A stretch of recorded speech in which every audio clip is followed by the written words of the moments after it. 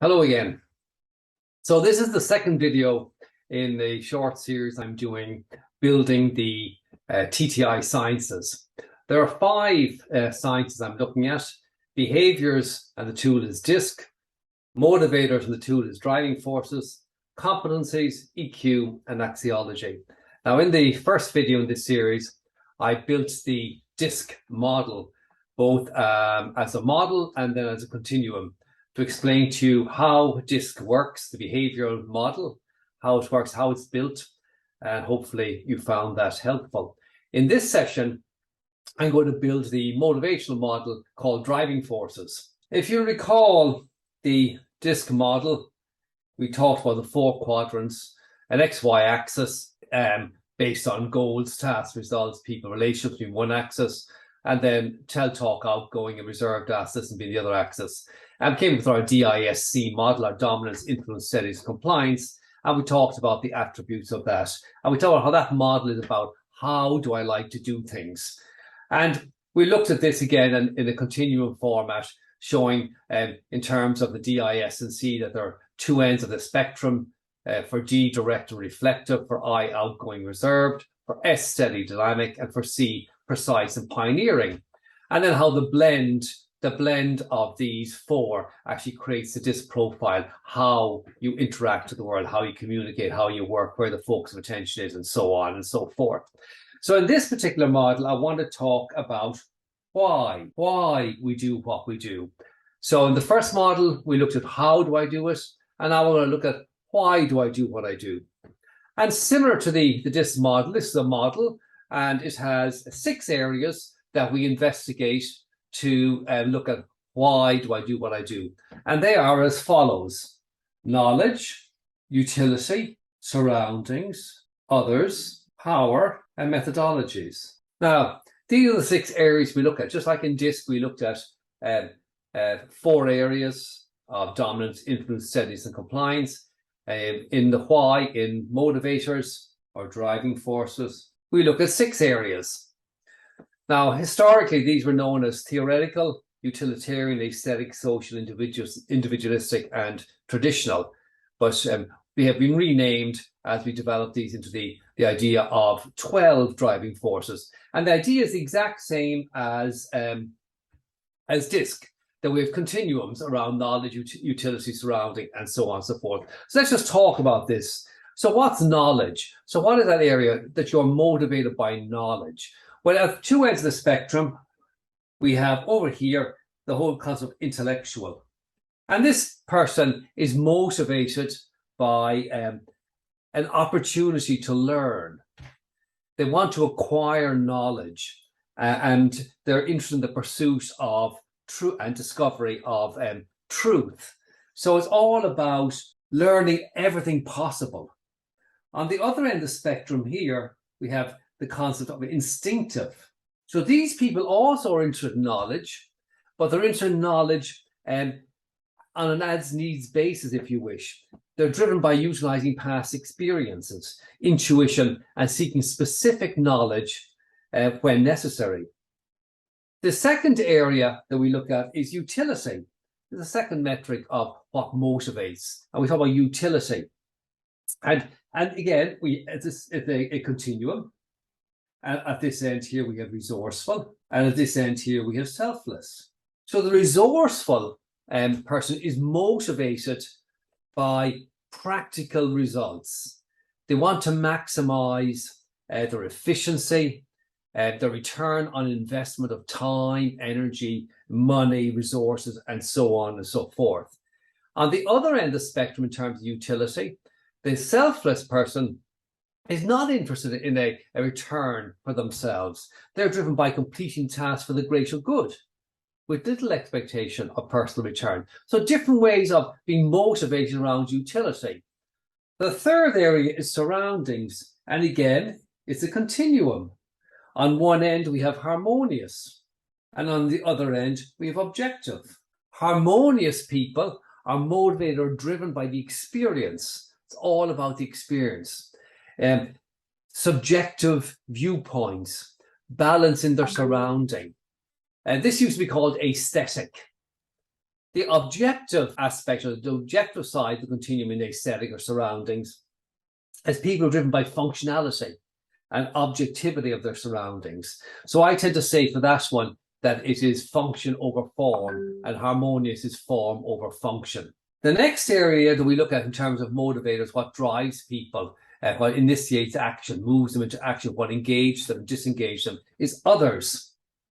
And others used to be called social. And over here on this side of the continuum, we've altruistic. Altruistic. And the altruistic person is driven to assist people for the satisfaction of being helpful and being supportive. On the other side of that, we've intentional. And the intentional motivator, somebody who's intentional, they're driven to assist people for a specific purpose, not just for the sake of being helpful or being supportive. In terms of power, which is an interesting one, power used to be called individualistic in the old model. And power, we have two sides again of the continuum, commanding and collaborative. Now, the commanding as a motivator, as a driving force, is people who are driven by status, by recognition, and they want control over their freedom, control over their destiny, control over their lives. The collaborative person, on the other hand, the person who's motivated by being collaborative, they're driven by being a supporting role, and they're contributing with little need for personal recognition. And the last one is methodologies. And methodologies used to be called traditional, and the two sides are structured and receptive. Now, the structured motivator, methodologies on the structure side of the continuum, is all about people who are driven by a traditional approach. They've proven methods. They've a defined system for living, and they're motivated by proven methods, as I say, by traditional approaches. On the other side of the spectrum, we have people who are receptive, i.e. they're driven by, they're motivated by new ideas, by new ways of doing things, new methods, new opportunities that fall outside of a defined system for living. So now, if you look at this for a moment, remember we're talking about why. We're talking about why does one do what one does. And I'm going to give you a perfect example of how this works. So first, this is all about engagement.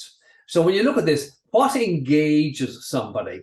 What is the thing that motivates them, that excites them, that they will try and satisfy? They will look for the opportunity to satisfy this motivator in almost every circumstance. What are these things?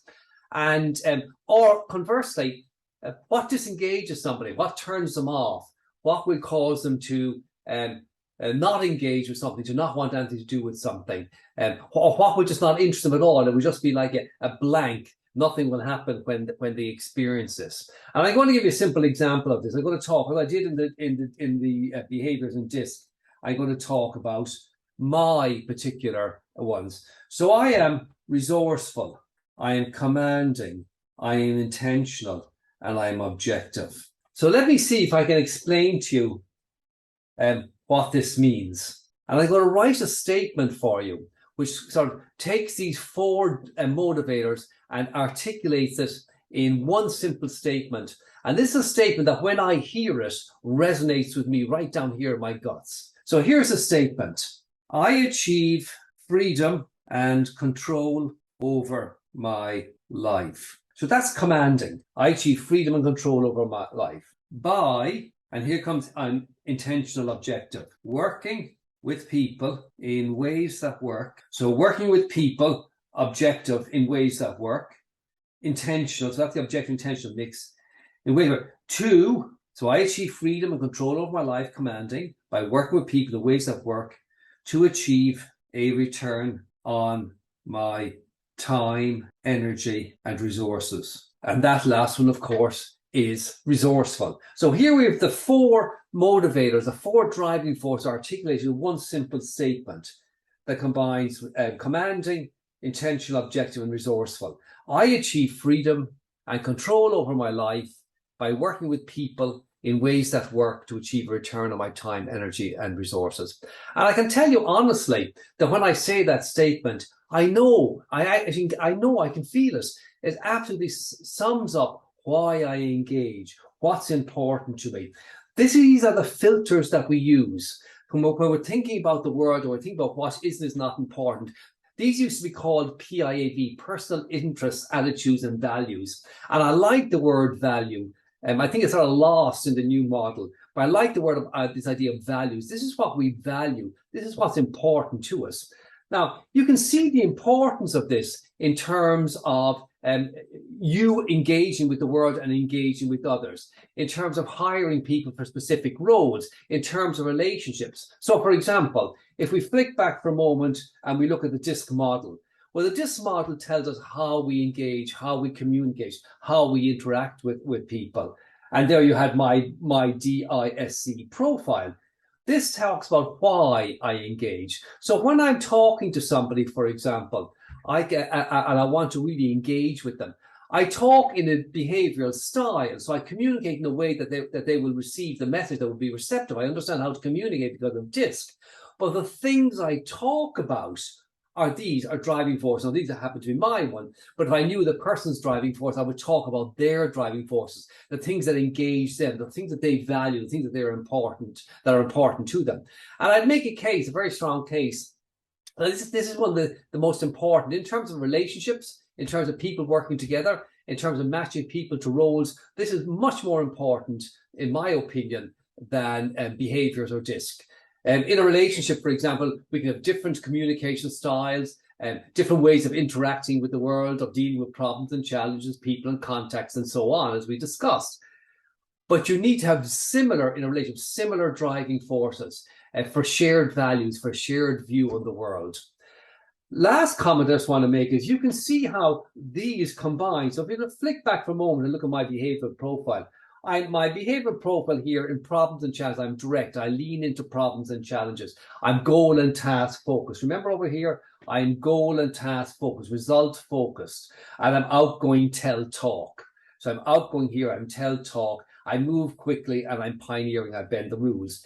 And you can see here how these actually support, or these driving forces, these behaviors sort of support each other. So I'm resourceful, I'm bottom line focused, I work for people to get results, to get outcomes. I'm all about functionality, does it work, does it make sense? And I want control over my freedom and my destiny, and I want recognition. So you can see how my driving forces and my behavioral profile link very, very well. So this is a classic stereotypical profile of the entrepreneur or the salesperson. And it will be very, very, very much my profile and the way I think and the way I view the world. So that's the 12 driving forces, the motivational model of knowledge, utility, surroundings, others, power, and methodology, broken up into 12 driving forces: what engages, what excites us, and what we value, what's important to us. And a critical tool in recruitment, in matching people to roles, to make sure people are successful in roles, that the roles actually reward what's important to them. So I hope you found that interesting and helpful. In the next video, I'm going to talk about the competency model, the 25 TTI competencies, and I'm going to specifically talk about the top competencies for leadership. And I look forward to seeing you again at the next video. Thanks.